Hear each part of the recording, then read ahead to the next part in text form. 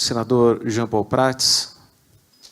Eu quero primeiro cumprimentar todos que estão aqui e agradecer a vocês, Nelson, na sua pessoa, pela ajuda que estão prestando ao Congresso e ao TCU, que também é um órgão ligado a nós parlamentares e a quem cumpre justamente vigiar esse tipo de processo. Reginaldo, cumprimentando a todos os ministros, todos que estão aqui e os que estão eventualmente nos ouvindo remotamente.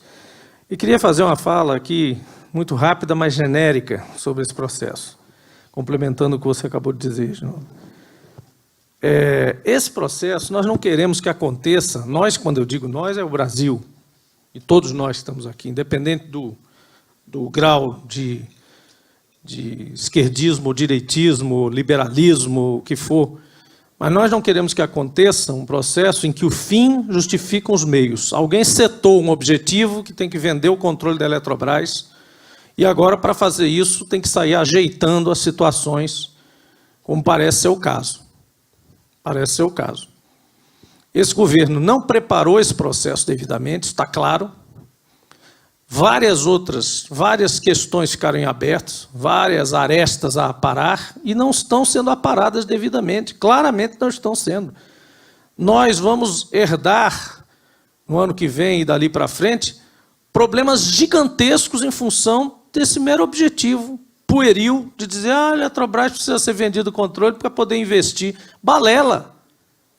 A Petrobras não está investindo, a Eletrobras não investe porque não quer. Você tem 15 bilhões em caixa para investir, não investe, não participa dos processos estatórios porque o governo diz que não participar. É uma opção do governo. Não existe isso de não ter para investir. Isso é mentira. Outra coisa, vamos agora refletir um pouco mais do ponto de vista filosófico do que é o papel de uma estatal. Essa decisão é muito mais importante do que simplesmente querer vender controle de empresa para ter faturamento ou para ter lucro.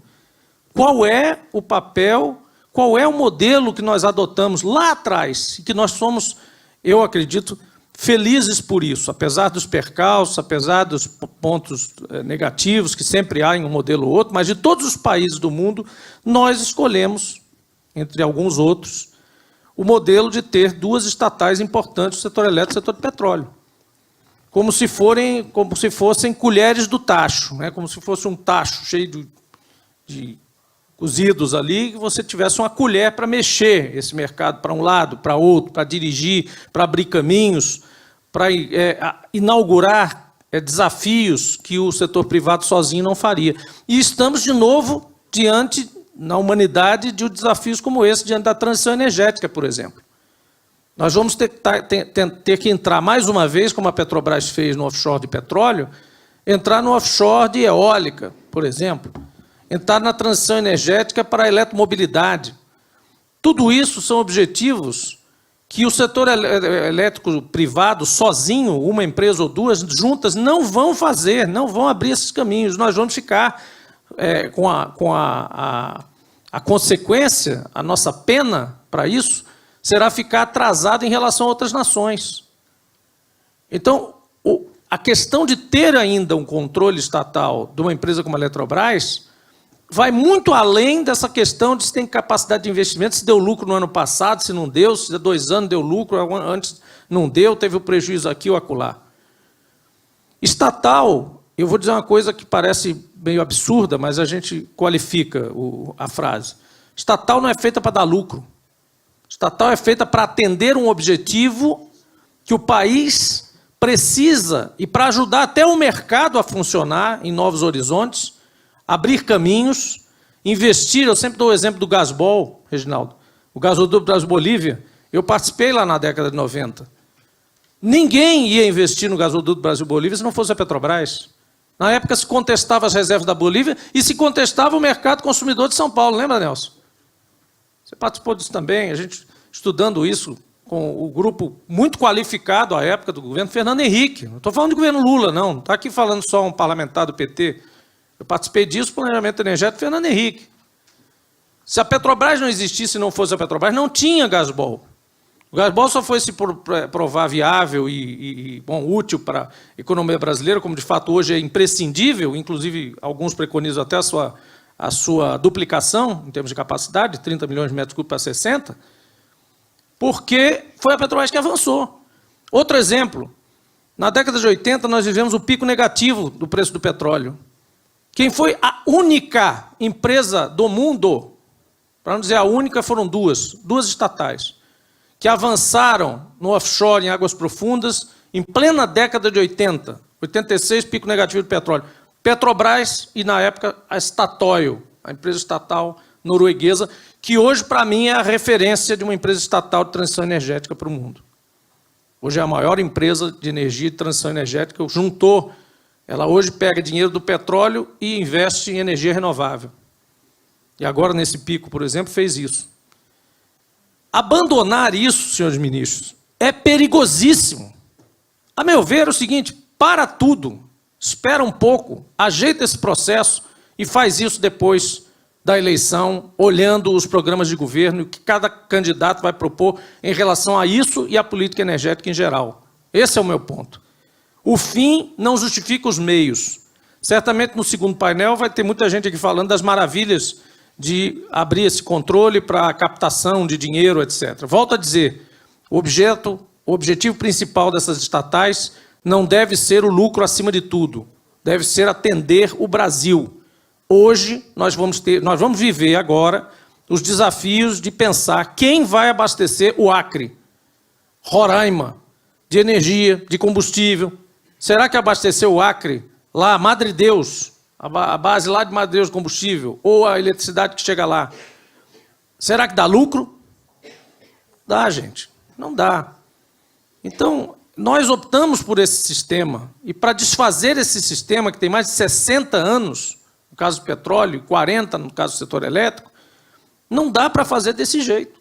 Na canetada, na ajeitada, na acochambração.